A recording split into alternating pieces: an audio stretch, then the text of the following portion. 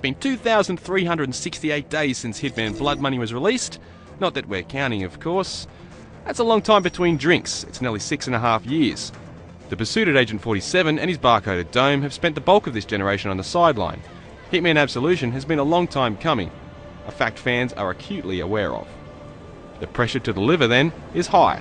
Blood Money may be a dinosaur, but it remains a cult favourite, adored by its faithful fans. 6.5 years on, IO Interactive must ship a successor to it, worthy of the wait. The good news is, they have. Woo! Man, no one can piss on this day. Come on, darling. You better put a giddy up in your step. Adios. Absolution looks good. It looks its best at its busiest, when you're threading your way through the game's thick crowds. The levels are nicely dressed, and the cutscenes are well produced. It's a solid effort all round. It sounds great too. The dynamic score, which picks up as the action mounts, is well done. And there are quite a few moments where the audio design really pops. Approaching and opening a closed door to a loud bustling bar, for instance, sees the sound launch from a subtle hum of chatter and muffled music to a roar of raised voices and bass. You won't try any tricks on me. Just let him go, and we'll forget this. Above everything, Absolution is a game that wants you to experiment with it. Like Blood Money before it, your targets here can be executed in a host of ever so slightly sickeningly different ways. Shot, stabbed, harpooned, set on fire, electrocuted, exploded, drowned,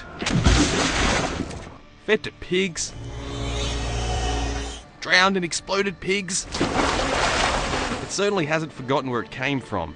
A couple of the game's kills are more tightly choreographed for dramatic effect, but most of the game's kills, 24 of them at least, are traditional Hitman fare. This is a slow-paced, measured experience. This is not Medal of Duty modern warfighter ops. Impatient action junkies need not apply.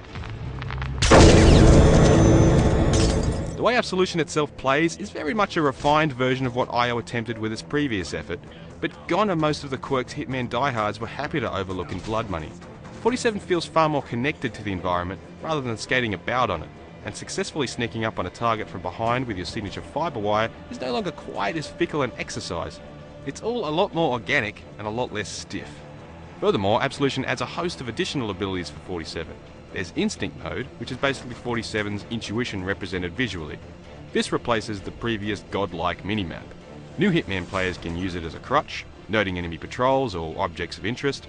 Veterans can simply refer to it sparingly or turn it off entirely. There's a cover system that allows you to properly exchange fire with enemies when things go pear-shaped. When you're playing as you should, stealthily and patiently, the cover system is even more useful, allowing you to spring from behind it as enemies pass by to quietly choke them out or snap their necks. Point shooting, which is a slow-mo power-up that functions not unlike a similar power-up in Splinter Cell Conviction, works fine, but Hitman veterans will rarely use it.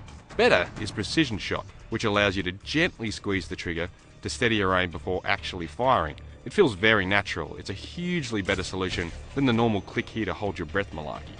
Overall, Absolution is a success, although not universally so. The change to the disguise system, for instance, is a good idea, not fully formed. It makes sense that NPCs wearing the same type of clothing are able to recognize you as an imposter. It means you can't just don a disguise and stroll through the game's levels. It'd be too easy. The system should scale, however. It's logical a small group of janitors would recognize a stranger in their midst, less so that every Chicago policeman knows the faces of every one of his thousands of fellow officers so well that he can always spot an intruder. I know you. Both the cover system and the blend system, where 47 casually dips his head and obscures his face as he passes threats, are IO's answers to these. If you're finding things too easy, I'd advise you to progress to the game's incredibly unforgiving expert and purist modes, where enemies react far faster. The nature of Absolution's story mode, which features 47 on the run and, for several early levels, without his signature silver ballers, is also quite different from Blood Money. It may leave some fans a little wanting considering you can no longer select your preferred equipment before missions and such, but Contracts mode is there to fill that gap. Contracts mode is Absolution's true sandbox, where you can create your own hits within the game's levels with its clever play-to-create system, choosing whatever weapons or disguises you want. Better still, you can challenge your friends to complete your contracts faster and more efficiently than you. Alright, you got yourself a deal. Crack a bottle and get ready to light my fire.